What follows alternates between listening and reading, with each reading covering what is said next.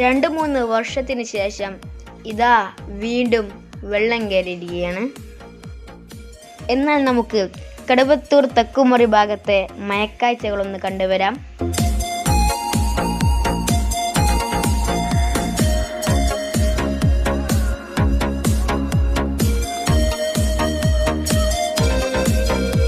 വെള്ളം അടിച്ചു കയറി വരുന്നുണ്ട് കേട്ടാ.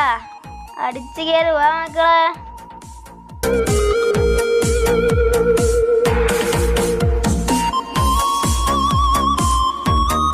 തെക്കേത്തല പ്രകൃതി സുന്ദരമായ സ്ഥലമാണെങ്കിലും കാലവർഷം ശക്തി പ്രാപിക്കുമ്പോൾ ഇവിടെ ദുരിതപ്പെയ്ത്താണ്. ഇവിടെ ശാരദേച്ചിയും കുടുംബവുമാണ് ഇവിടെ താമസിക്കുന്നത്. കരയിടിച്ചൽ ഭീഷണി കാരണം മഴക്കാലത്ത് ഒഴിഞ്ഞു പോകാറാണ് പതിവ്.